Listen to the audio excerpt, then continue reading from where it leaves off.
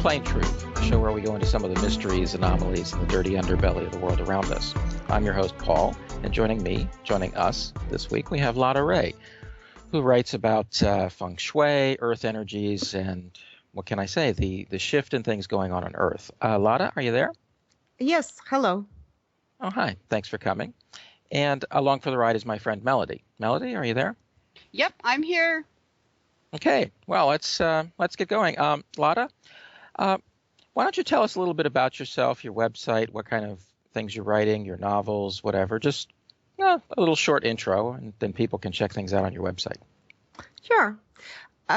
My main blog is Futurist Trendcast, and over there I cover everything from the Earth shift to geopolitics, various spiritual and consciousness shift energies that are taking place on the planet. And I write books, several books that I wrote. These are novels and novelettes, and the main one is The Earth Shifter, in which I again cover a lot of metaphysical topics. My Earth shift theory is explained there basically in the fictional form. There is history, there is a lot about Russia, prophecies about Russia, destiny of Russia. Russia is a big topic. Ukraine is a big topic right now. But I also cover Eurasia, China. I'm also a Feng Shui master. My new website is ladaray.info, where you can find some information that I'm filling it up little by little with information about Feng Shui, with my Earth shift theory, and other things. There are lots of things. There will be Earth shift report that will be published on ladaray.info. But and I also have a YouTube channel. You can go to Lada Ray YouTube channel. You can just type my name and Google Lada Ray or Futurist Trendcast, and everything will come up. And of course, the blog Futurist Trendcast is the main hangout so far for the fans, for readers, for listeners. YouTube channel is growing, but I have not dedicated as much time to it as I would like to. But that's the next project, to really make it very regular. And of course, ladaray.info.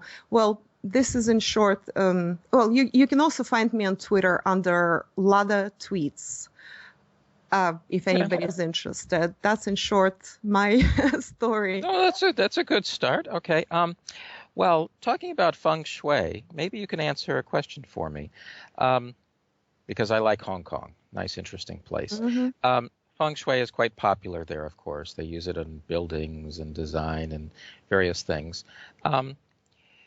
Does Feng Shui apply for bigger things? I mean, I understand making a building, right? But what about... is there inherent Feng Shui for countries, or, you know what I mean? Yes. Is it like a city is well placed, the river is in the right place, or a city is not well placed because the river is on the wrong side? Is there that kind of thing?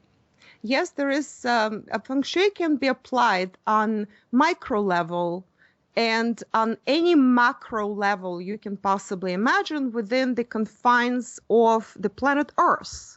This is a quintessential earthly discipline.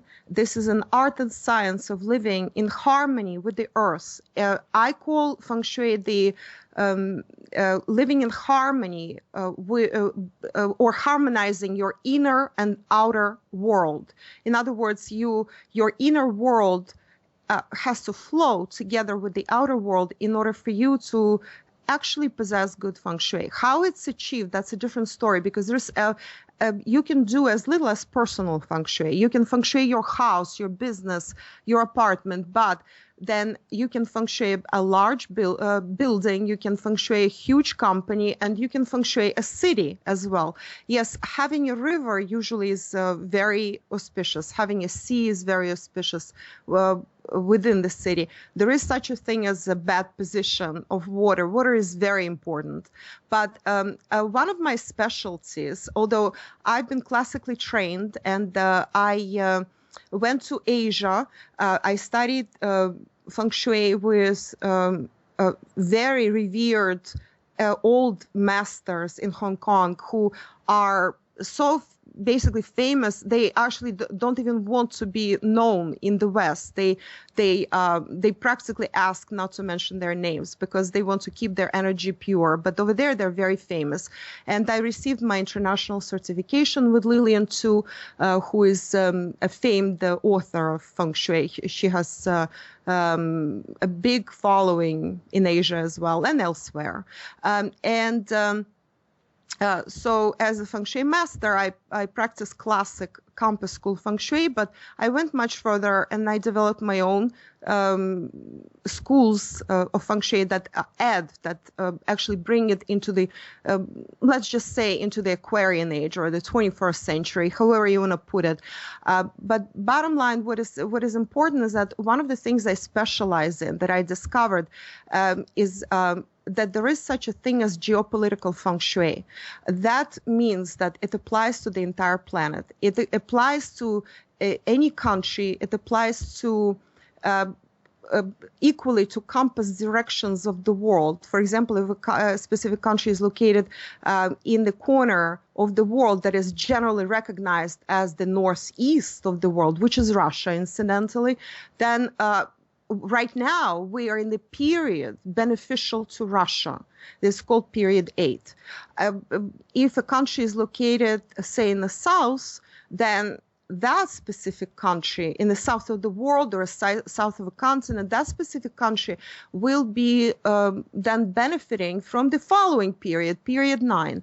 This is based on numerology, Eastern numerology, and Feng Shui as well, where the elements are taken into account, where directions are taken into account, etc., etc. So one of the schools of Feng Shui that I developed, that I have not even shared with the world as much as I'd like, is geopolitical Feng Shui. So as we are progressing in our discussion, I might be mentioning certain things that tie in with Feng Shui. Incidentally, that's how I make my predictions.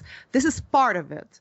I make predictions based on a variety of things, including my clairvoyant, claircognizant seeing of things and understanding, that knowledge that comes to me. But Feng Shui is also geopolitical Feng Shui specifically is part of how I can verify the prediction is on track. Okay. I have a little story for you. I live here in Japan, and on TV they had a show about the Feng Shui of Kyoto.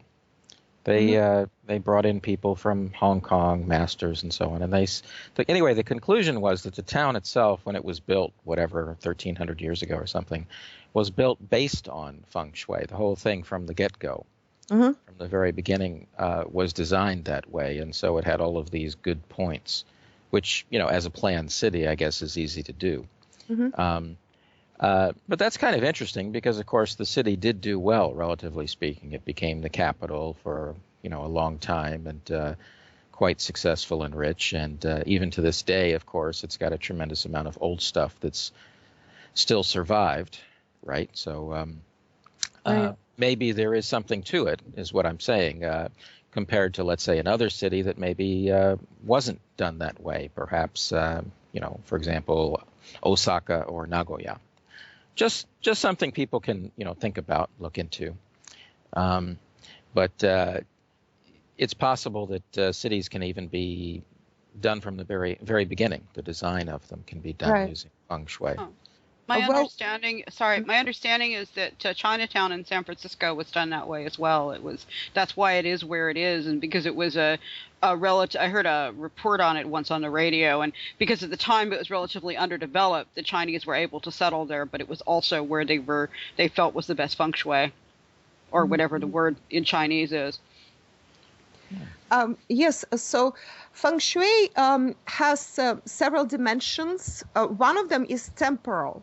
So something that may be considered good Feng Shui 1,000 years ago may not necessarily be the same good Feng Shui today. Also, it depends on how people existing in that place, how they take care of their place. And another thing that always has to be taken into account, whether you follow Feng Shui or not, is the issue of karma.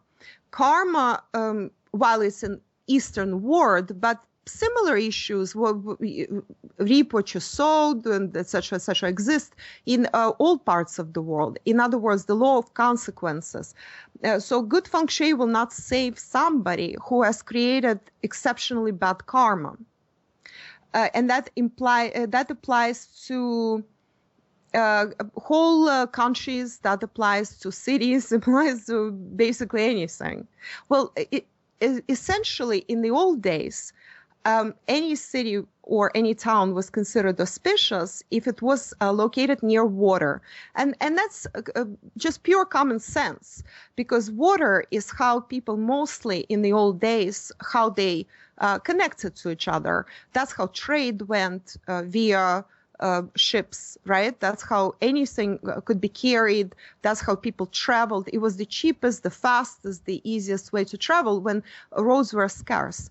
But now that we have different ways of traveling, water is not as important. This is an example of how temporal Feng Shui works.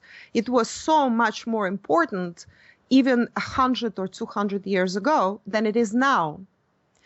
So if a town is not located near water, or if there's like a little pond there and nothing else, it may actually rise in significance by virtue of not having hurricanes, like some cities that are located near big water, which is the ocean, and they can be flooded. Look at Florida, for example, right? Yeah, so that's an example of how things change. Nothing stays static. Well, that makes sense.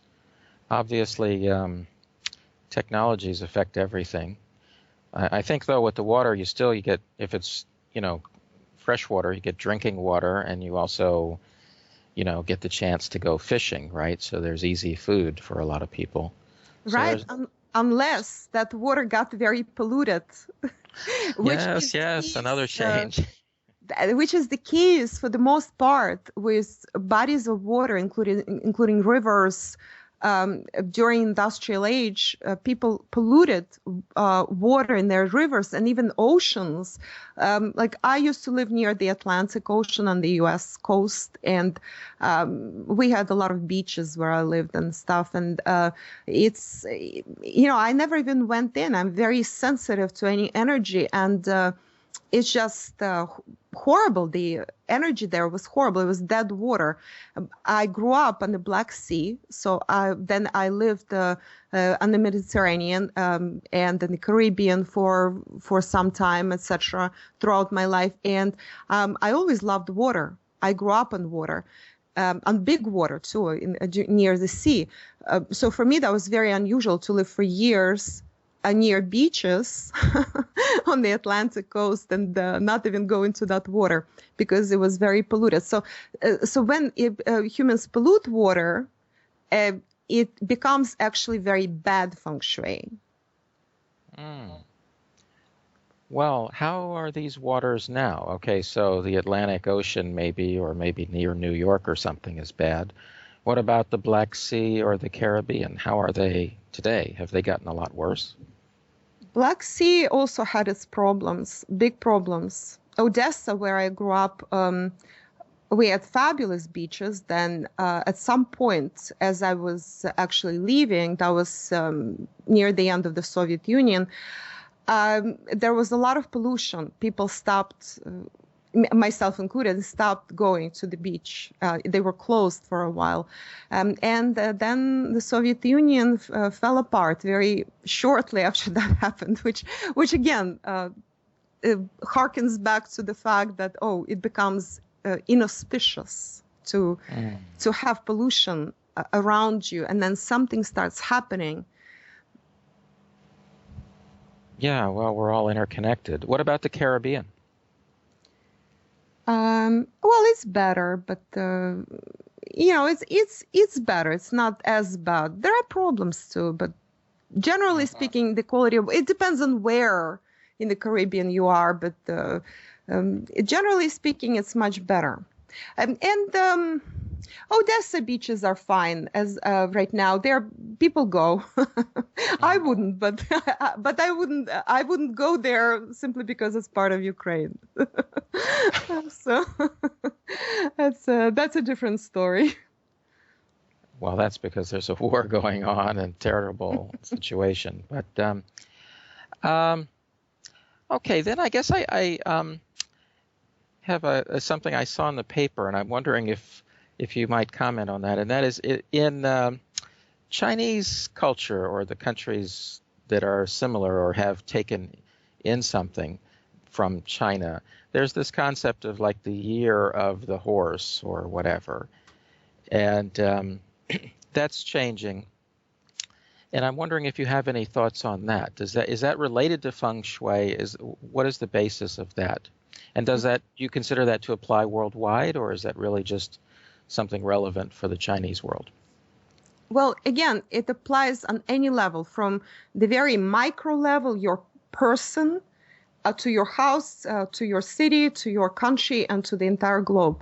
Feng Shui is universal for the planet Earth.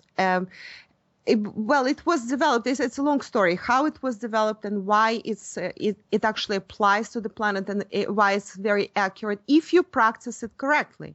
Because there are some false schools of Feng Shui that do not take into account the compass. Okay, the compass, because we live in a world that where magnetic field is what allows the currents of energy to flow through the earth.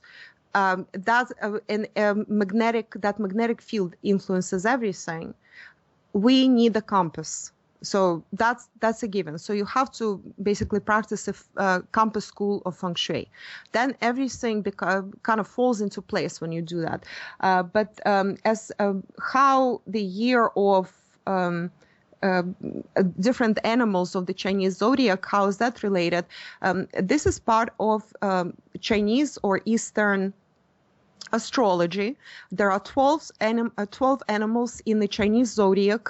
It's the same kind of wheel, zodiac wheel, as we have in Western astrology, where there are 12 months, except here there are 12 animals, and each of them has a year that is assigned to them. What characteristics each animal has, and then people born in that specific year acquire those characteristics. That's a different story. These animals were selected little by little. There are all kinds of legends and stories that are being passed on the grapevine, how the zodiac was formed. But in reality, it was happening very slowly, little by little. People were observing which animal corresponds with what characteristics, and assigned it to a year. So we just finished the year of the horse. Horse rules the south. It's a fiery, south, sun, fire, all that corresponds with this element of fire. And horse is a very fiery sign. We are finishing it up. The Chinese New Year starts on February 19th, and usually it's celebrated for 15 days, so 14 days rather. And so the celebrations end on March 3rd. This year, and it changes every year, the specific date, but it's always in January or February. And based on lunar calendar, Feng Shui year is a little bit different. It always starts on the 4th of February because we go by solar calendar in Feng Shui. It's full year. It does not change. So we already have started the new Feng Shui year. And how the zodiac works with that, because it works based on the same principles. In other words, the school of classic Feng Shui that is called the 5 elements, and the school that is called the compass school. In other words, it corresponds with the specific direction of the compass. Each animal, let's say south is horse. So on February 19th, we are switching to the new year, which will be the year of the wood or green. Also, if we go by color, also a Feng Shui principle. Wood is element and green is color that corresponds with that element. So we are switching to the year of the wood goat or wood sheep. It's the same thing. In some areas of China, they say goat. In other areas, they would say sheep, but it's the same exact year. Basically, they're interchangeable. And so the year requires different characteristics. We are exiting, we have not exited yet, but we're exiting the year of the wood horse. And I wrote my predictions for last January. I usually do that. And this year, I'll probably, instead of writing my predictions for the next year, I'll probably post a video on my channel on YouTube in which I will explain what's going to happen. But just briefly, last year, I said that the year will be extremely volatile because wood adds to the fire, actually stokes the fire, and fire burns even brighter. And a horse being such a very free-loving animal and even a very lucky animal, but also very moody animal that you cannot control oftentimes. When you have this additional wood in the fire, then it becomes completely unruly. And that's what we had. We had this horrible, volatile, bizarre, cruel year. Ukraine is the biggest and cruelest situation, the war in Ukraine that has been going on. Is well, anybody who reads my blog knows all about it, or who follows the events. Please go to Futurist Trendcast. You will find a lot of articles on Ukraine and my analysis and predictions. And this horrible cruelty, too much fire, too much anger, this unruliness is what we had throughout the year. ISIS and the situation in the Middle East was another very bad situation. And all this is like growing like that big fire. So we are actually switching to a very different energy. In a way, it's not terribly different. It is the earth energy. So the goat or sheep lives in the southwest, which is the energy of the Mother Earth. Very beneficial for women, incidentally. But it's still a wood goat. So it's green earth. And there is a contradiction here. Earth and wood, they clash. Wood, in fact, exhausts earth. So what happens is that, again, it's not a... incidentally, last year with all the volatility, that was a great year to start new things or to develop things, new ideas, new big starts, business. Well, I give examples on the geopolitical arena. Look how much has been done between China and Russia. And speaking of Feng Shui, right? It's and I'm sure that they knew what they were doing. They knew that was the right year to start these massive agreements between China and Russia that were started. The Power of Siberia pipeline. Russians signed mega agreements for building railroads together with China and for building pipeline for gas delivery. Mega agreements were signed. Also, similar agreements were recently signed with India, between Russia and India, and other things that are being developed. So the Chinese probably knew very well. They most likely get advice on Feng Shui that was the right year to do it. There was the so-called spring last year. So this coming year, we're not going to have this kind of situation. We're not going to have spring. It's called Lapchun in Chinese. And without it, the new starts will not take root. So it's best to continue developing what you already have done in the year of the horse. But the first half of the year will still be very volatile, will still be very crazy and cruel. So all these things that have been going on in the world, they will unfortunately continue for some time. I hate to say that, but the second half of the year, we will see a lot more conciliatory moves from different parties geopolitically, and we will have more agreements. This also works together with my other predictions. Those who followed other interviews we had in the past, or who read predictions on my blog, they will know that I said that this situation in Ukraine will start being resolved between 2016 and 2018. So that will start leading more or less, little by little, into some agreements, into some peaceful negotiations around the world, into a fire being a little bit less and less and less, going down little by little. So I can't wait for the second part of the year. I would like finally to see a little more reason. That's actually the right word. So that's briefly a few words. Okay, then I have a question.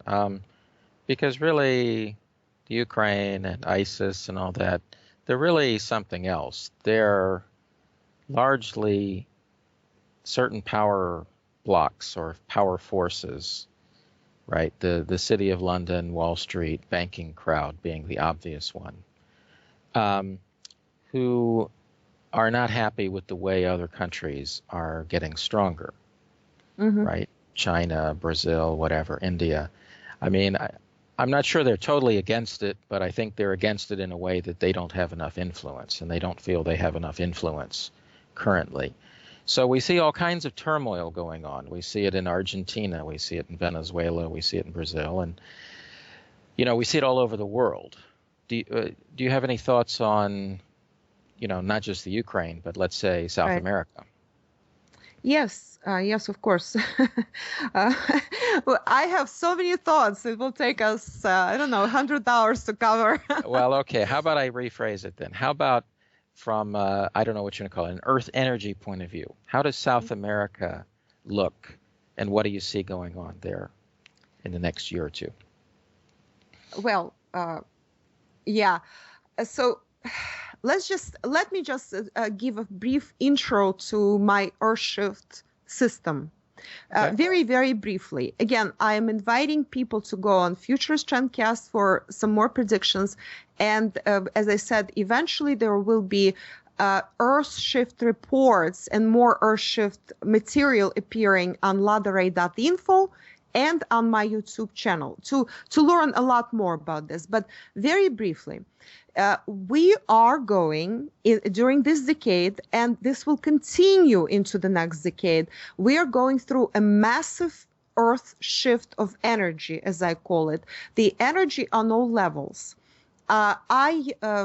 I usually talk about macro levels. In other words, what's going on in terms of the entire Earth. There are plenty of people who talk about shift in human consciousness on micro level, like your personal shift of consciousness, and how to deal with what's happening, how to become more aware, tips on how to do this, how to become more spiritual. I don't do that. I do macro level, okay? The countries, geopolitical interests,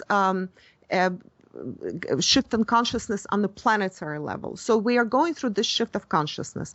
We are also going through the demolition of the old system. The old system is based on petrodollar. Who is behind it? There are so many names, whether you call it NWO, Cabal, Anglo-American elites, it's all good. Banksters, there are other names. It's all fine. It doesn't matter because the interests overlap, and interests of these groups also sometimes do not coincide. But generally speaking, this is the old. This is what I would call the old. This is who got very comfortable through the several centuries of the dominance of the Anglo-Saxon world, let's just say, and then it became the Anglo-American world. We can assume that USA is the heir of the British Empire. However, what that created is the lopsided and imbalanced situation for humanity. the thing is, I have to go back to one of the schools of Feng Shui and Eastern philosophy that is another school that I have developed geopolitically. It's called the yin-yang theory, and a lot of people know what yin-yang is. Yin being something that is female, that is nurturing, that is, say, submissive, that is dark energy, stable energy, energy of maintenance, and yang being that aggressive, assertive, male, bright, sharp, perhaps, and you can add as many adjectives as you want to this. But these energies on the planet Earth are always striving to be in balance, but they are unable to, because of certain human characteristics such as greed, fear, pride, anger, for that matter, and I have the scale of consciousness. There are videos on my YouTube channel. You can look at that, assign specific numbers and really help to understand how different energies that are, I call lowly emotions, how they affect humans, and how we can work out of that and move into higher energies, higher emotional levels that will allow us to create, not destroy. So both yin and yang are very important, and our world, which is the 3D physical reality, has been created so that yin and yang would be present here as a way of expanding consciousness through looking at the contrast. In other words, yang always looks at yin and says, oh, I'm yang and that is yin. That is my conscious. That is the opposite of me. And yin looks at yang and says, oh, that's the opposite of me. However, in order to for our planet to actually exist and develop, yin and yang have to be in harmony, but they always at the same time fight. There is a principle of philosophy, dialectical principle, that says that there is always a unity and struggle of the opposites. This dialectic principle is what is at the basis of the 3D fully manifest, fully incarnated physical world. What happens is that there is a country in the world called Russia that actually is assigned as a karmic balancer of yin and yang as far as geopolitical global situation of humanity is concerned. When Russia is able to do its job properly, then we have balance in the world. The thing is that after the Soviet Union fell apart in 1991, and that's a long story, there's a separate subject, how it happened, why it happened, what is behind it, and what was why it was necessary for the Soviet Union to fall apart. Bottom line, it did. Russia weakened, and its role, it was unable to fulfill its yin-yang balancing role. Russia is the only yin-yang space or world within our entire human world. That's why Russia is so big and so wide. It actually needs that for balancing. It can't do its job any other way. So what happens, the West is yang, it's the yang side. The East and the global South, which is Africa and South America, is the yin side. Within the yang side, the most yang country right now, and that also changes in time and space, oftentimes, depending on the situation. The most yang country up until perhaps 1930s was the British Empire, and now the heir of that, the most yang energy on the planet is USA. It inherited that energy and became the heir of the British Empire. Now, when everything is in balance and Russia is able to do its rebalancing role properly, then the excessively aggressive energy, yang energy, is kept in check, which is what the Soviet Union did, and before that, the Russian Empire did. Right now, we're only getting back to the situation when Russia is struggling to try to make it work again, to try to rebalance the world. But the future looks bright for rebalancing. It doesn't look bright for the empire that has gone berserk, that has completely lost any touch with reality. And you know what I'm talking about is the American empire, well, Anglo-American, whatever you want to call it. But even the British are concerned and scared of the monster that was created in the USA. Right now, it's very hard to rein in on it. So this is the kind of country that can attack anybody on the whim, that can destroy anybody's economy. And this is what U.S. has been doing when left unchecked. So that big intro now gets us to South America.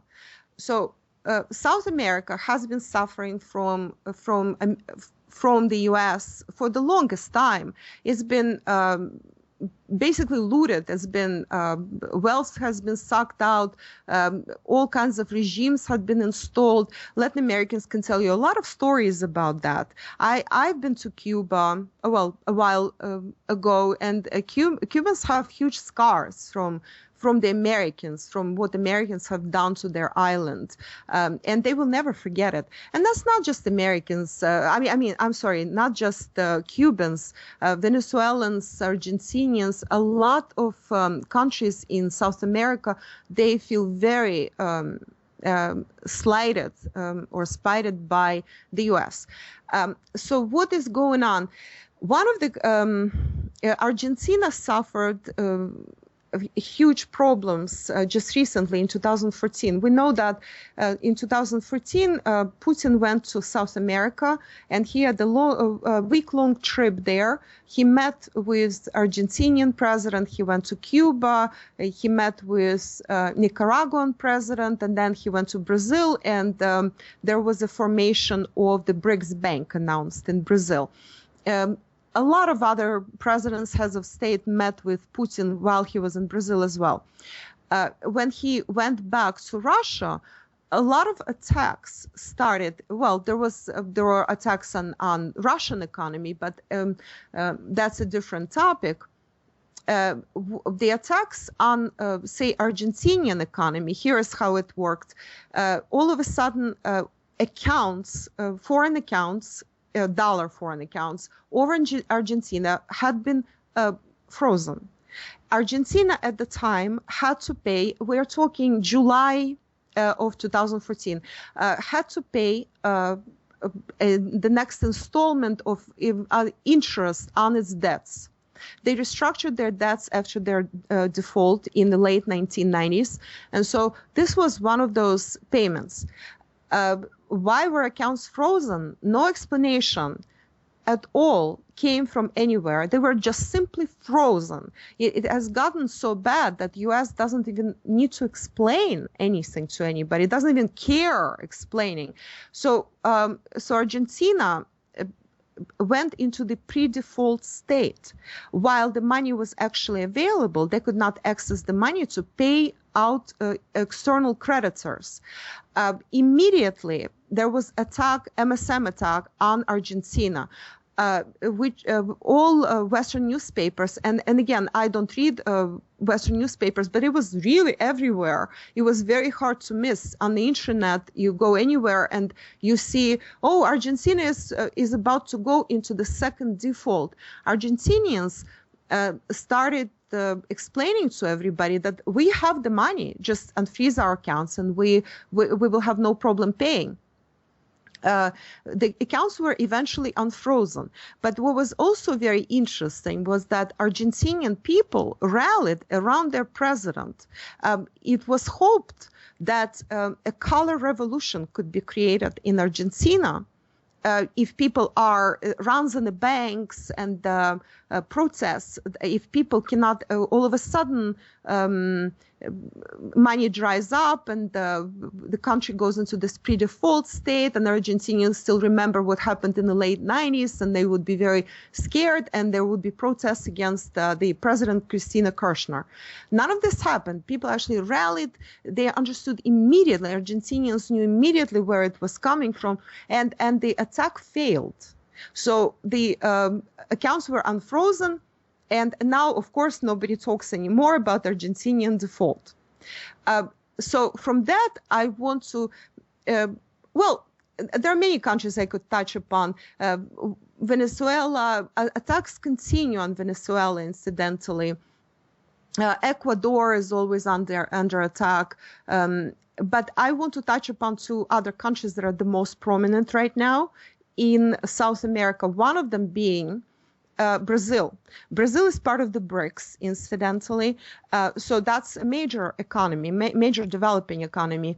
And Brazil tries to maneuver between the East and the West. Still, their sympathies are clearly with the global South, with developing economies, with Russia, with China. Clearly, that's where their sympathies lie. But because of the threats, because of how their economy could be damaged, they're forced to maneuver between U.S. and the rest of the world, basically. Several years ago, remember NSA scandals when at that point, we found out that Merkel was listened to, the Chancellor of Germany, that NSA listened on to Dilma Rousseff phone calls, the president of Brazil. Brazilians were very, very indignated by all this. So, of course, all this accumulates, all this bad karma and also people's distrust in the U.S. accumulates, the more of this information comes out. But here's what I am seeing right now, and this is not in the newspapers, but this is what I'm clearly seeing. Brazil will be hosting the Olympics in 2016. It is a huge deal for Brazil because this is the very first Olympics ever in South America. There were Olympics in Mexico, but Mexico is in the northern, it's Latin America, but it's on the northern side of the Americas. So it's the very first Olympics in South America, and it was touted as a huge victory for Brazil to actually receive the okay for the Olympics.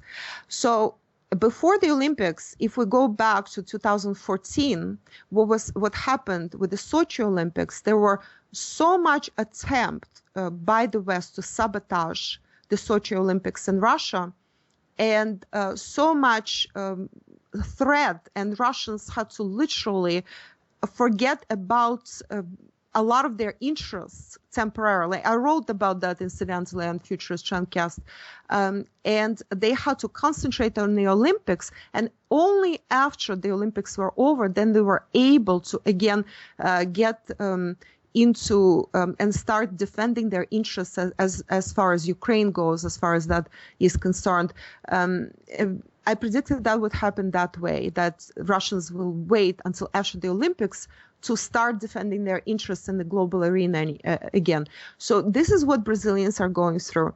They had been undoubtedly, I have no doubt in my mind that U.S. has threatened Brazil to be quiet. And Brazilians, fearing that U.S. will sabotage their economy, and they're already in a bit of a strain right now because a lot of developing economies are struggling now. U.S. dollar is up, currencies in developing countries and most of the world really are down. Resource-based economies, currencies are down. So Brazilians now being already strained for resources and for money because so much is going into the Olympics, and they're fearing uprising, they're fearing a color revolution. There are attempts of color revolution. Those who follow will see that there are lots of protests that just ignite, just like all of a sudden spark, and something people are unhappy with, oops, and they're starting to protest. So there is definitely a hand of CIA and certain other organizations there. But the main thing, they have to be really careful and tread carefully. That's why you don't even hear Brazil in the international arena at all. They don't participate in the BRICS. You don't see them anywhere. They're just like silent. They need to get through 2015 and onto the Olympics. And only after the Olympics are over, then you will start seeing Brazil again. Well, that's the situation with Brazil. And very briefly with Cuba, as we know, Putin last year also visited Cuba, and Cubans, Cubans were, of course, a big ally of the Soviet Union. And then when the Soviet Union fell apart, it started with Gorbachev. Cuba was being abandoned little by little by Russia because Russians had too many of their own problems throughout the 90s. So Putin basically reestablished some ties. And now we learned just recently that Obama all of a sudden decided to take those sanctions that against Cuba that were alive and well for 50 years and nudge down. You know, sanctions are still in place, but a nudge down, which of course leads me to believe that Obama is trying to catch up to Putin all over the world. There was Cuba, there was Iran. Also, let's also do something with Iranian sanctions. Again, following in Putin's footsteps. Putin goes somewhere, then Obama all of a sudden goes there to try to wrestle away some of the influence. The latest is India, of course. That's a separate story. If you want me to talk about India, that's also a very funny story, how Obama followed Putin to India. Well, let's, try to wrap it up on South America first or something. I mean, obviously, there was a big election there not that long ago. A key candidate and his family and entourage died in a plane crash. Yeah. And that looked very suspicious. And then immediately there was an attempt to bring in this gal who had worked for Soros-type organizations. And anyway, a lot of machinations, and then a more typical kind of neocon type handsome businessman type and whatever. But all of this failed, and the president got reelected. However, it seems to me that she's been awfully cautious since then. What country? I'm sorry, what country are we in Brazil. In Brazil. Oh, yes. Are you talking about Dilma Rousseff? Yes, Dilma. She's been, she had since been the election, I think, I think a lot of pressure was put on, including what I believe was an assassination there of that candidate. And so it looks to me like Brazil is being awfully cautious, to be honest, or at least Dilma is. And that makes perfect sense. But, what I'm trying to say is you can make the argument in South America today that the U.S. is making a full court press. There was just recently an assassination of a prosecutor in Argentina, right. And I think that's all a setup, and they're trying to say that the president had something to do with that. I think that's all a fake kind of false flag thing. Yeah. Anyway, across all of Latin America, you see it, but in particular South America. So, there's a lot going on. Yeah. So as far as South America goes, I can with full confidence tell you that. Well, I've been following South America. I was there a long time ago. I love a lot of countries there. I studied with a lot of had professors from Argentina, studied with a lot of people from Chile, from Cuba, etc. So I know how they feel. They so long to be independent of the U.S. They've been suffocating basically under the pressure that U.S. had been putting on them. UK less so, but also a bit, but mostly U.S. for the past century plus, and over a century, yeah. And so they struggle to get out, and they feel already that they are getting out in this They really welcome cooperation with Russia and also with China as well. Really, really welcome. When Putin went there, it was a huge celebration. There were like a lineup of like 20 or 30 presidents that wanted to talk to him while he was in Brazil. And of course, deals were made with Argentina as well. When he went to Argentina, that's why Argentina was attacked. As far as Dilma Rousseff, yes, she won in the second round, and there was a huge amount of pressure. But as I said, my prediction is that the biggest reason that Brazil is so quiet right now and tries not to ruffle any feathers, you literally don't see them anywhere. They are not making statements. They don't want to go anywhere publicly and do anything. If I talk about China, Russia, India, that you will see a completely different story there. And that is because Brazil needs to get through the Olympics. Olympics, maybe some people don't consider Olympics an important thing or just a mere distraction, but I can assure you, Olympics is a major, major global event, very important geopolitically and politically for any country. It's a matter of, it's not just national pride. It's something that defines a country for a couple of 2-3 years, literally. It oftentimes changes the country substantially. But US has discovered, and generally the West has discovered, that they can actually manipulate any country by threatening them with boycott or sabotage of the Olympics. This is a relatively new thing. This was done in 1980 for the first time to the Soviet Union with Moscow Olympics. And, that created a whole slew of problems. So there are different rules now. For example, you cannot boycott the Olympics. If any country boycotts the Olympics, they get cut off and they are not allowed to compete for a long time. That's the new Olympics committee rule.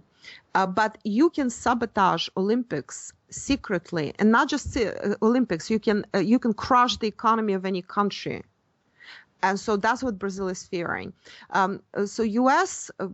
is out of control, but they have no choice. Their system is dying, so they have to go and try to create havoc everywhere around the world in order to appear as if their economy is good. This is basically exporting their problems all over the world. But the time comes when you can't do that anymore. So this will be, this is like death throes. It's something that they kicking the can down the road, but you can only kick the can what if the street ends? So far, yes. Yeah.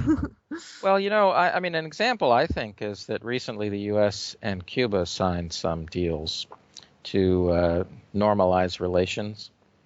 And a number of people who don't like the American empire are all afraid of this. They say it means that there will be a color revolution in Cuba. And I'm sure the U.S. would like to do that. But on the bright side, I think you have to look at the other reason all of this is happening, and that is that Cuba is signing deals with China and Russia, in particular China, but they have off-sea oil, they have different things. And so the U.S. is being forced to change because if the U.S. doesn't change, everything will be locked up by China. They'll own all the ports, they'll own all the oil, they'll own everything because they have all this money. And so the U.S. corporations are saying, well, we have a choice. We can invest in Cuba now, or we can wait 10 years until the Castro brothers are dead, in which case everything will be owned by China. Right. And so they're being forced to change is what I'm saying. It's not all that everything is bad. The competition is good. It's good for the U.S. to have to compete with China or whoever. And that used to be something America was proud of, is that we wanted to compete. Mm-hmm. Well, I can tell you by way of predicting things. I know Cubans very well. I know Americans very well, and Russians and Chinese. I know a lot of people very well. But as far as Cuba goes, for the U.S., it's too little too late. It's not going to work. Cubans do not trust the U.S. On the other hand, they are right next to the U.S. and certain expedient things they would allow. Why not?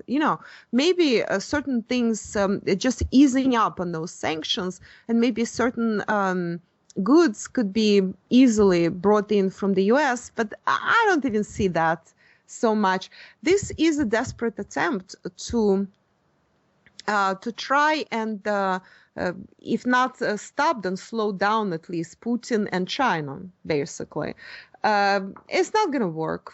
It's a complete moot point right now. Nobody in Latin America, oh God, in Cuba, there's nobody who trusts the U.S. So this is not going to go anywhere. American companies can do whatever they want. They can waltz around Cubans, they can kiss them, swear the friendship, whatever. It will never work. And as far as what was another thing that I wanted to say about this? That kind of went away. Well, maybe we could move on to other areas of the world. What do you see about India or the middle of Asia, from Iran? I mean, there's this whole goal for like 2 Silk Roads, one from maybe Turkey to China, and then maybe one from Europe to China, kind of like a southern route and a northern route. Do you think this is going to go smoothly, or what do you see? Is it actually? I tell you what, India is so important. Why don't you tell us? Do you think India is going to do well? I'm going to start with certain things that I observe around India. Okay. But it all ties in with the BRICS, actually. See, people all know what BRICS is Brazil, Russia, India, China, and South Africa. South Africa being the newest member. But very few people probably know that there is such a thing as RIC. And RIC is Russia, India, China. And that was the initial organization. That it was not BRIC. At first it was RIC, then BRIC, and then it became BRICS. RIC is what RIC has been gathering for over 10 years. So it's an older version. And then it started growing. Countries started growing around it. So recently, several weeks ago, Putin went to India. It was a great visit, and they signed about $20 billion worth of agreements, trade agreements. So Putin comes back, and Obama immediately announces he's going to India too. So a couple of weeks ago, not even, Obama went to India. I don't know if you watched it or not, but it was very funny how he was, his visit actually had so many mishaps. It was very, very funny. So he exits the planes, he goes down the plane steps, and his huge limo, this like tank-like limo, appears out of nowhere, drives through the red carpet that they prepared for him to get off the plane. He was supposed to walk off the plane and then walk on the red carpet and greet the Prime Minister of India. Instead, the limo blocks the exit from the plane. So Obama is forced, and the Indian PM are forced to go around that humongous limo to shake each other's hands. That was the first interesting episode. Kind of like an omen already, right? Something blocks the way between U.S. and India. Then there was a big parade in Obama's honor. And again, symbols are very important. They actually are harbingers. They are indicators of what's to come. So Obama is sitting and chewing gum. He was actually chewing gum during the parade, and all this Indian military might is being paraded in front of him. All these soldiers, Indians took a big issue that he was chewing gum during the parade. But I say they should have pitied the guy.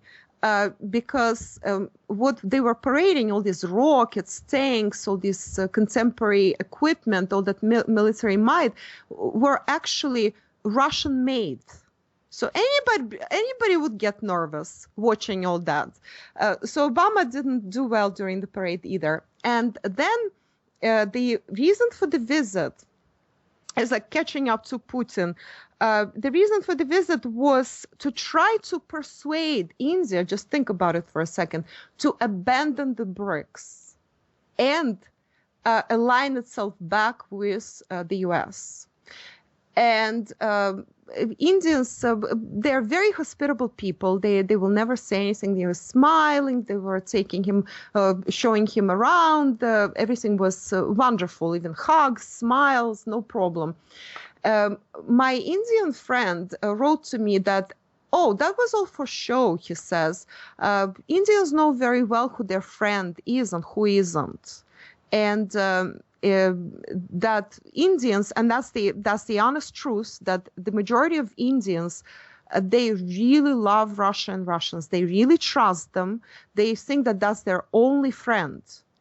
That is the honest truth. There is a layer of Indian society, which we could call the fifth column of India or yuppies of India. These are English-speaking, computer analysts, MSM, Western educated for the most part. And that is who we hear in English, perhaps. Perhaps they will say something else. Oh, let's put our eggs in different baskets. Let's not commit. We will see what we'll see what US will offer us. Maybe we can do better with Obama than we can do with Russia and China. So there is that kind of opinion. But basically, I'm being told that this is the fifth column of India. And what do you know? Every country has its own fifth column. Or I call them Manchurian candidates of the US. And Manchurian candidates, of course, is like a Trojan horse inserted in any society.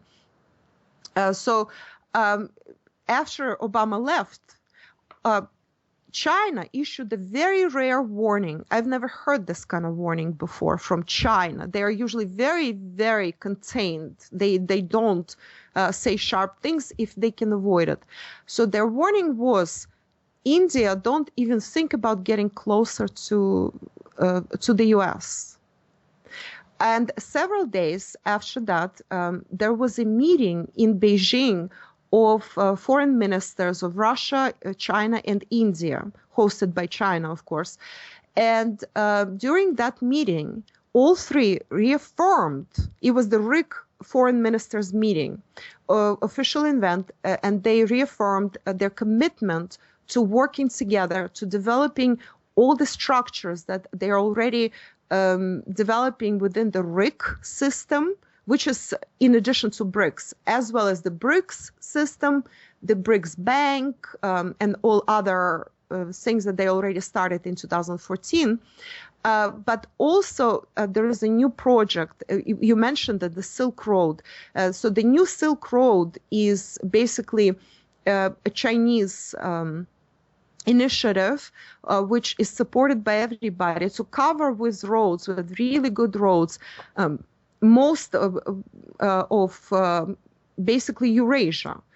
China wants to connect through roads. They have so many dollars that they need to spend, that in their foreign reserves, so much excess dollar amounts that they really need to start using them up. So Chinese want to build the roads with the help of many other countries that go to India, Vietnam, Russia, to the Middle East, all the way to Iran. Basically, it's the project of the century, I would say.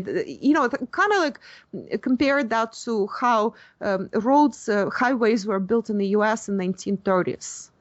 That took the country into a completely new era and made this whole economy that was a very assortive economy when it was possible to transport things large from California to New York or to New Hampshire and vice versa without any problem.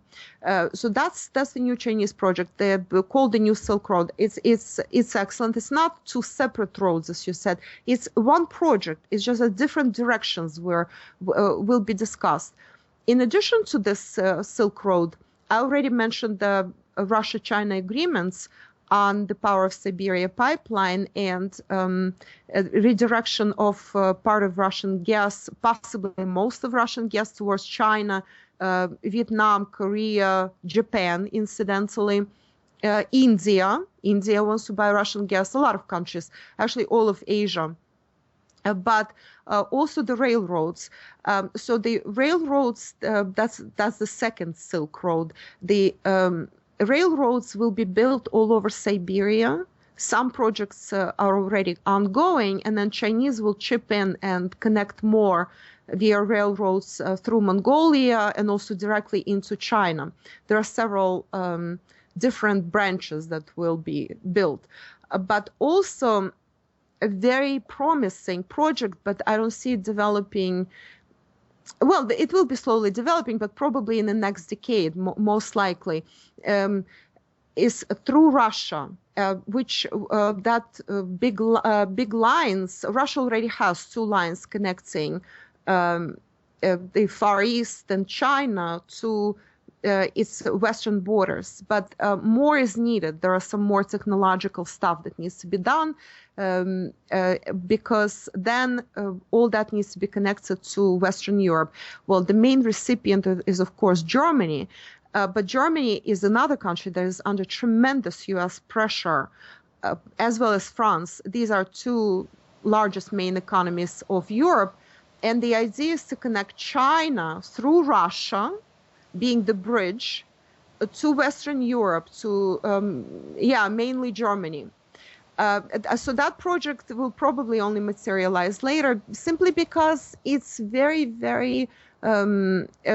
difficult for Germany to commit to that because of the pressures they get.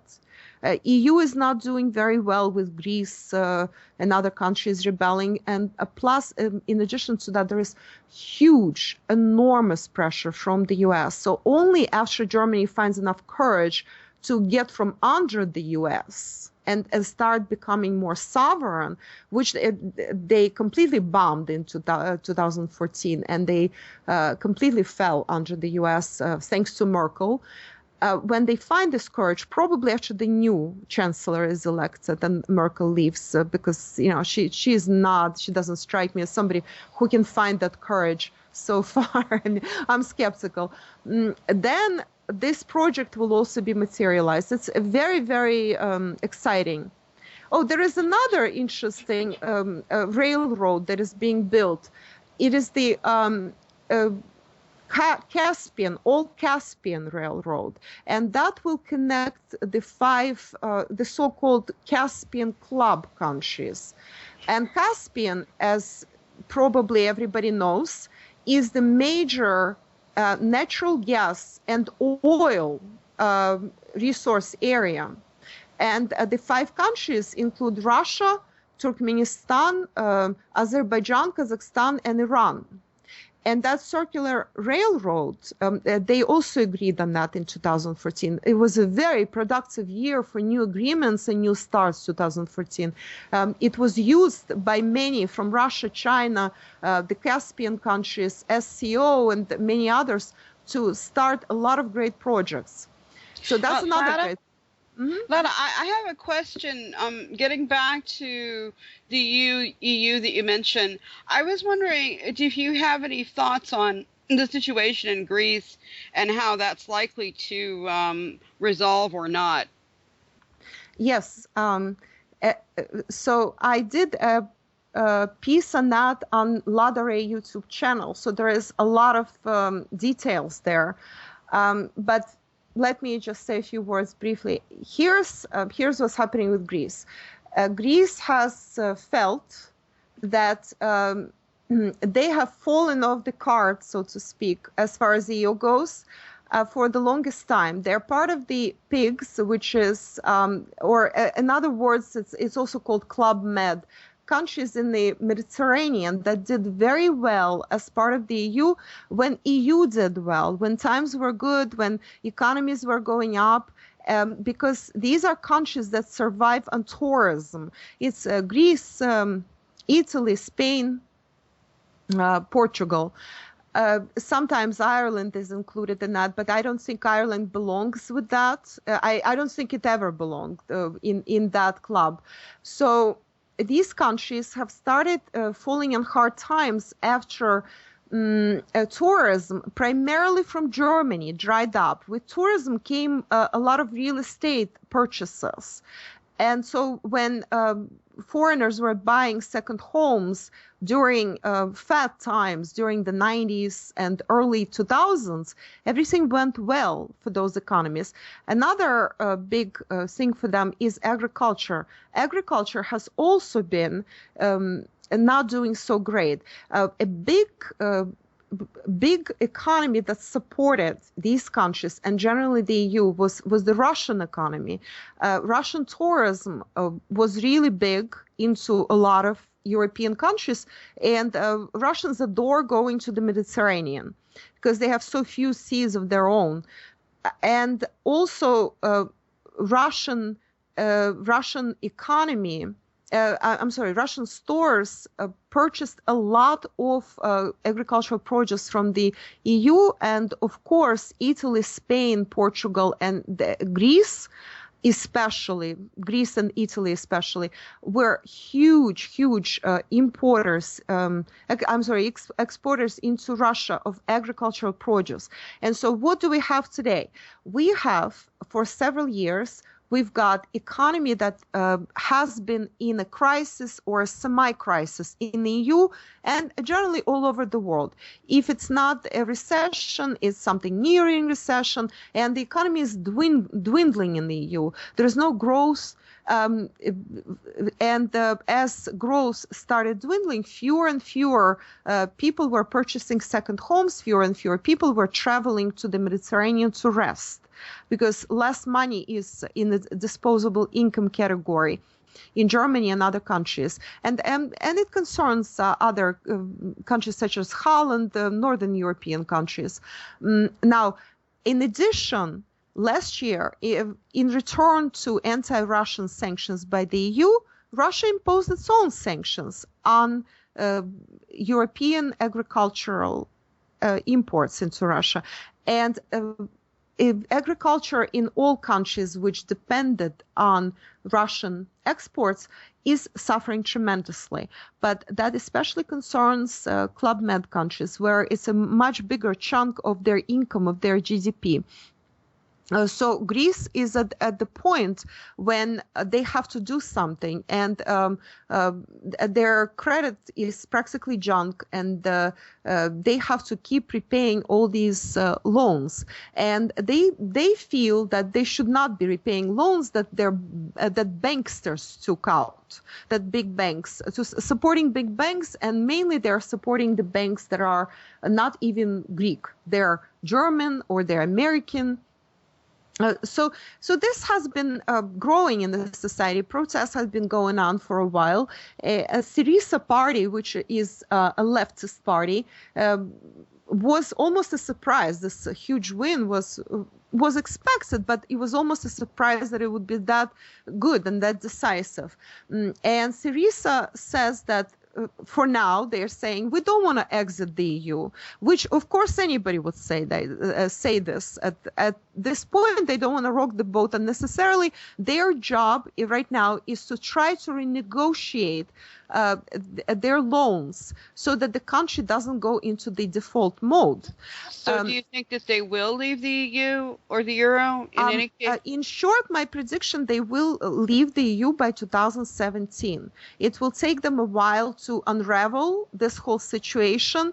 And at first they will try to negotiate, but they will not get anywhere with their negotiations, and it's already showing. Germans are telling them basically, there is no way we can take away your debt. We're already paying for a lot of your things. But meanwhile, I connected that in my piece on my YouTube channel. I connected that with, there is a secret connection between Russia building the pipeline to Turkish, called the Turkish Stream. The Turkish Stream comes instead of South Stream that was sabotaged by basically the US, but Bulgaria technically was the country that said that, oh no, we are not going to allow it through our territory. But it happened after McCain visited, it happened a day after McCain visited Bulgaria and convinced them not to host the South Stream. So Russians said, okay, if we cannot do South Stream, then we will do a Turkish Stream to the Turkish territory.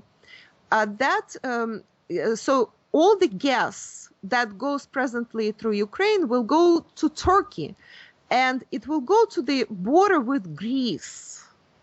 And on the border with Greece, Russia says, now EU, the rest is up to you. Build whatever pipelines you want. If you want our gas, you can buy it on the border with Greece.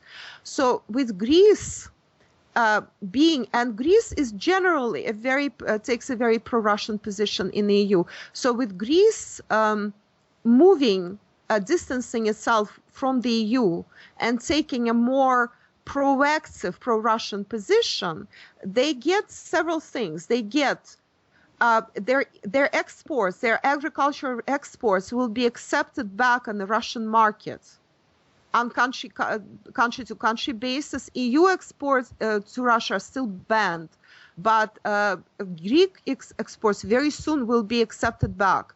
And Italy wants to follow suit, by the way, because they also are suffering tremendously. Their agriculture is dying because of the Russian ban. And second thing that Greece is doing is they will then be able to partake and to benefit from the Turkish Stream, because what they could do, they could extend through Greek territory the pipeline and then sell a lot of gas to Europe. Not every European country can buy on the border. You've got to have a coastline to buy and ports to buy on the border. But the continent countries, they need Greek territory for the pipeline to continue going. So Greece is benefiting tremendously from distancing itself from the EU right now. Eventually, they will leave. That's my prediction. Do you think that Russia will step in at that point and help Greece out in some way besides just the pipeline?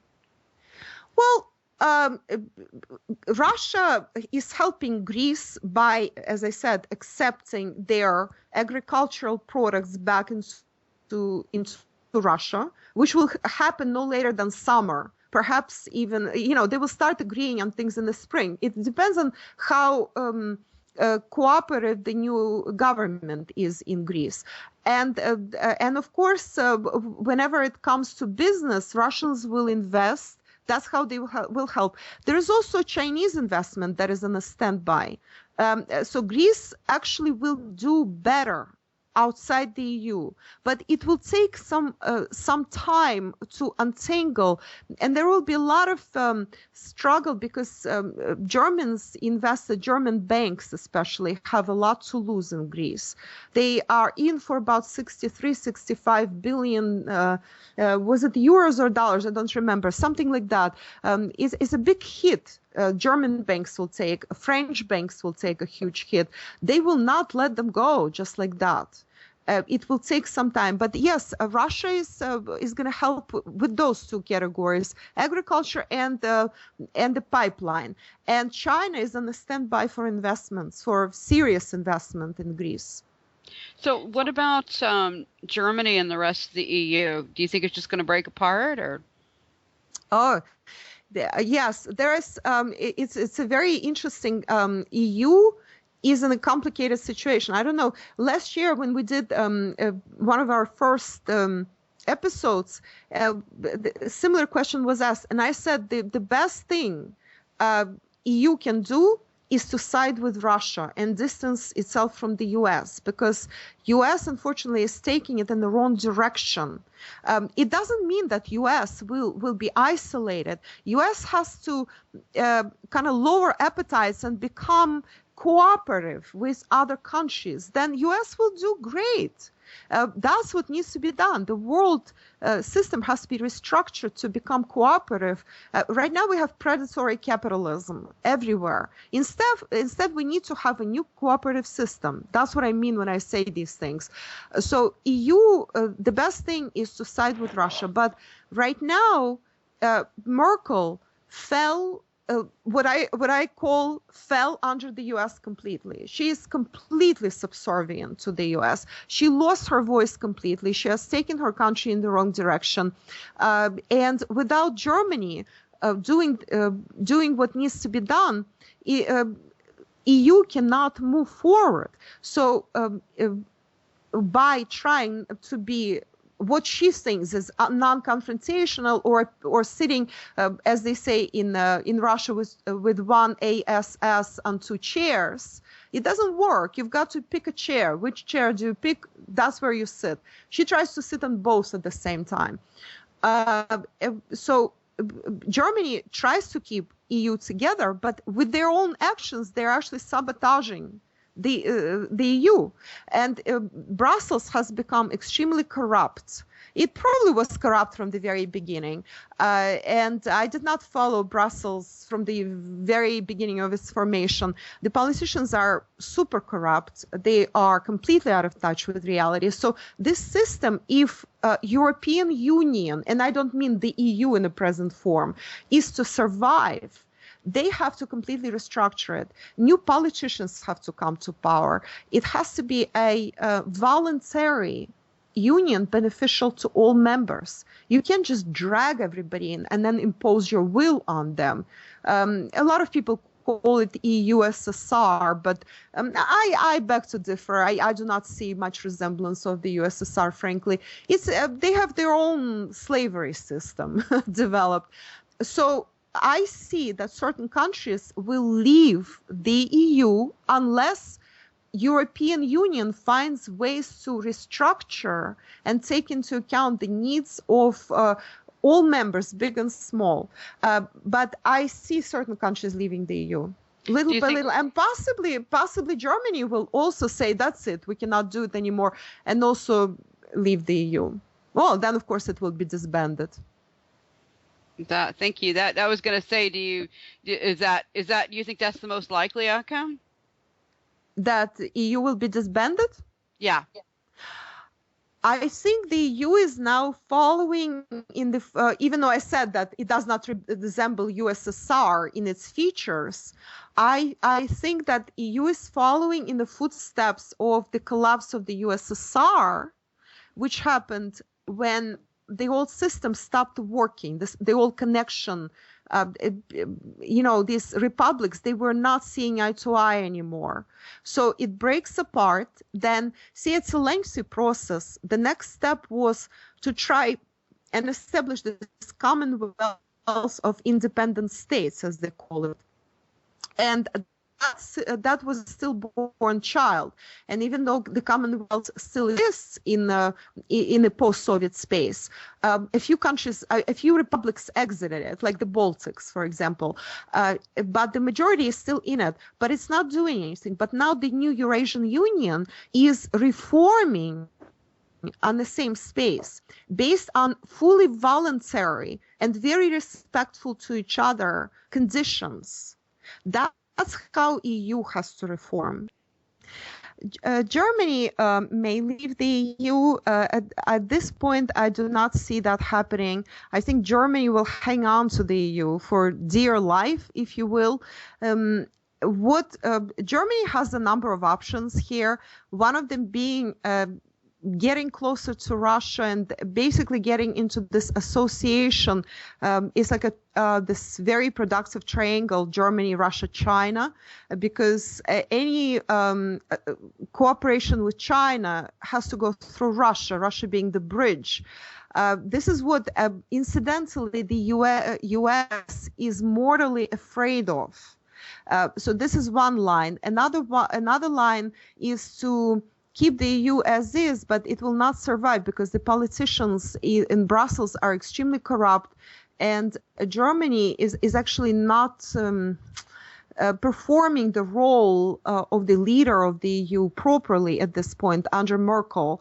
So there are lots of problems, but also the countries that are a part of the Club Med, the countries that are in big debt, including Spain, Italy, Portugal, and Greece, of course, they are a big weight on the northern European countries that are in much better shape, that have productive economies. And so after all this investment dried up, real estate investment, buying second homes in the Club Med countries dried up, and tourism dried up to these countries, they got into this very bad situation economically, plus the Russian agricultural sanctions. So all this together, and also countries that are rebelling against too much EU interference, Brussels interference into their private affairs, like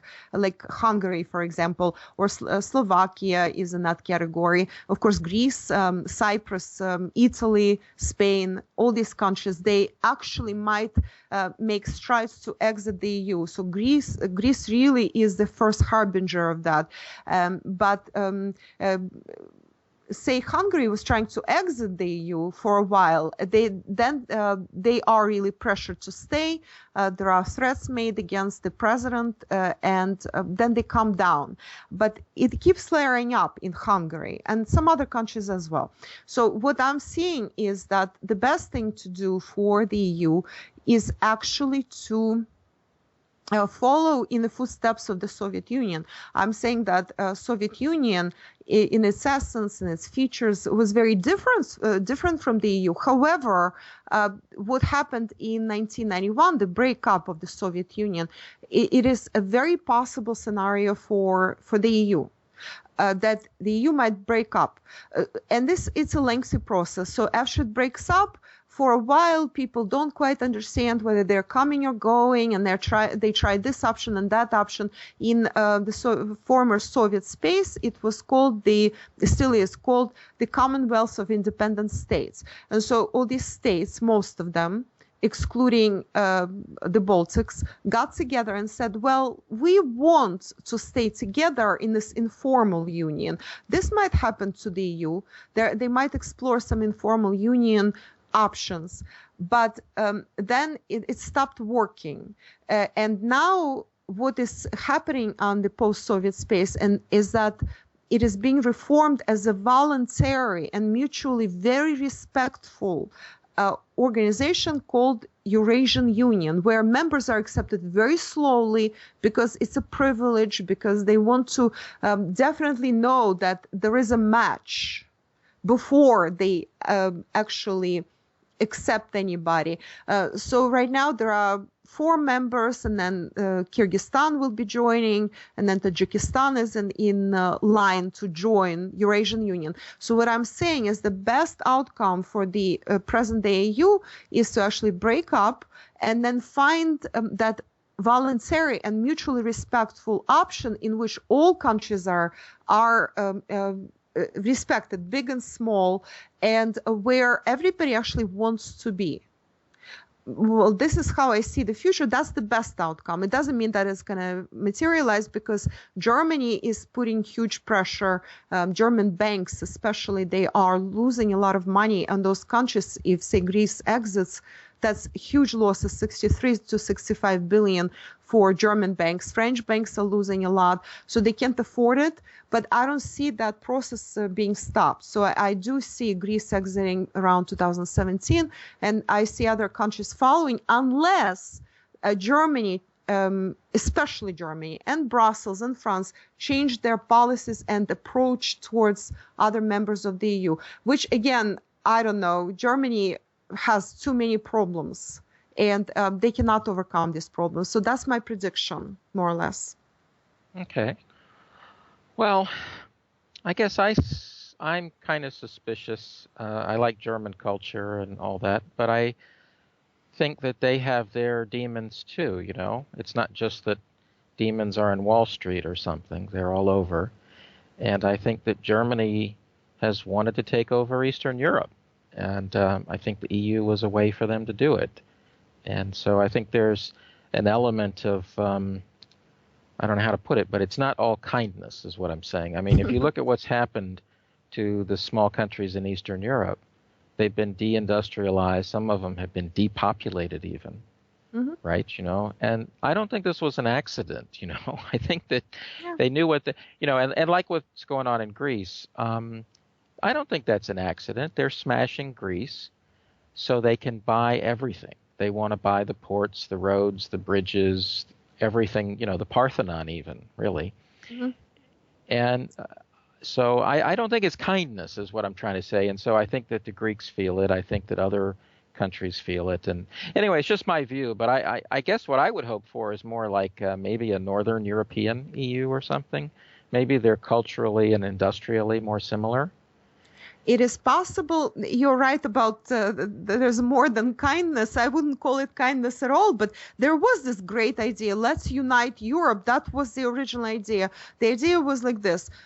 Europe has to be united. Then we can trade and be friendly to each other. And then, because we're all connected so much, we will not have any more world wars started on our continent. Incidentally, the first person who expressed the idea of the United States of Europe, quote unquote, that was the title of the work, was Lenin. Lenin actually gave this idea to the EU, and they were right. I feel better already, Lada. You're making me feel warm and fuzzy. Yes, I mean. And Trotsky liked the idea too. I'm feeling, and probably Dick Cheney and John McCain too. It's just all warm and fuzzy. I think Charlemagne might have been the first in the post-Roman Empire period, but right. But well, we can have our doubts. But again, I just think they're so culturally different that doesn't it make more sense to have like a free trade area, but not the idea that, you know, everything should be controlled from Brussels? I mean, that seems so amazing to me. I mean, I look at Europe as an American and I see areas that are totally different. Mm-hmm. To me, Ireland and Greece and Portugal and Estonia are very, very different. Well, we have the idea to, that can be one country seems just totally amazing to me. We have to always firmly understand. You were right to say that Germany pursues its own interests, but we have to firmly know that the main reason that Estonia, Latvia, Lithuania, as well as Romania, Bulgaria, and several other countries like Czechia, Slovakia, Hungary, and Poland were accepted into the EU, and also some of the parts of the former Yugoslavia as well, like Croatia, Bosnia, Slovenia, they were accepted so quickly into the EU was to tear them away from the Russian influence.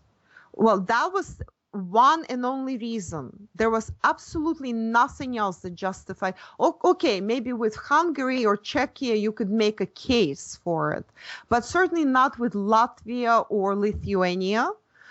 Certainly not with Bulgaria. And of course, the agriculture in this industry would be destroyed in these little countries where it was non-competitive compared to Western Europe. These countries could only function well within the realm of the USSR and the Eastern Bloc, because that's how their economies were built. Not that they did any better before Soviet Union existed and they were on their own. They were just like this loose change for powers to take over. Part of the Osmanic Empire, that say Bulgaria was part of the Osmanic Empire until Russians came and freed them more than once. Then Germans wanted to take it over. Yeah, Germans have their ulterior motives. Of course they do. They always wanted Ukraine, for example. That was, Ukrainian Chernozem soils, the best in the world. Who wouldn't want that? Of course, they had their motives, but there are different Germans. There are many Germans. I incidentally also I really love German culture. I have German friends, very intelligent people. I don't know, maybe Germans lately degraded in intelligence because I knew them as intelligent people, but they don't seem to be acting intelligently lately. Well, they're acting against their own interests. Recognize the mistake that you made and move on. You're being offered better deals with Russia and China right now, but they're unable to. They're unable to muster courage to break away from the U.S. influence. And clearly, U.S. is putting tons of pressure. There's blackmail going on, and there are false flags that nobody is even advertising that went on in Germany. But what do you expect? We are going through a massive earth shift, tectonic shift. You can't continue thinking that if you hide your head in the sand like an ostrich, that you will get through these times with no problem. You have to muster courage and make some decisions. And Merkel is unable to do that. Well, yeah. Of course. I mean, we have to ask who she is or what groups are behind her and all that. And these are difficult questions. I'm just a little suspicious. I think that the U.S. has basically offered to Europe that the goal is to try to bring back what was there in Yeltsin's time. And then, like the oil was free. The West didn't have to pay for it. Mm-hmm. And if you can put in a corrupt pro-Western government, if you could get rid of people like Putin and, again, bring back somebody like Yeltsin or maybe even Medvedev, the rewards are so astronomical. There are trillions of dollars worth of resources just sitting there that they want to take. And, when you talk about Germany could do business with Russia, that's true. But doing business with somebody is not nearly as enticing as taking trillions of dollars of stuff for free. Well, that's never going to happen. Well, but it was happening. Yeah, but Lada, it did happen. It was happening under Yeltsin. Yeah, but that's the point, that while I understand perhaps certain motivations of whether U.S. politicians or German politicians, yes, they're greedy motivations, but they're complete idiocy and stupidity. Just I marvel about it. I mean, how can one be that stupid to think that today's Russia can act, or they possibly can dictate to Russia today something they dictated to Yeltsin? They don't understand. They don't have any historic perspective. They don't even understand political processes. I'm not even talking about metaphysical processes and the fact that we're going through this massive revolution, a massive tectonic shift of energy, that everything is shifting the energy from the west to the east, which is how it gets rebalanced again, which is Russia's role to rebalance it. We were going back to that. I'm with you. I'm just saying that for a long time in the West, there have been people in charge who are used to going around the world, whether it be Latin America or Africa or Southeast Asia, and they're basically used to taking stuff. They don't like to buy stuff. They're used to taking it. You pay bribes to dictators, and then you just take everything. That's the business model. And to do that, you need a powerful army and CIA and all that, and you need to control the banking system and all that kind of stuff. But I mean, I'm just saying they've been doing it a long, long time. And so that's what they know how to do. Yes. And so it's very difficult adjustment to say that they need to get used to the idea of having to compete with China, because that's not how they're used to doing things. And it's very painful for them. And that's why there's a lot of war going on. Like, for example, the war in Syria, that's all basically contrived. It's over gas pipelines. And you know what I mean? It's that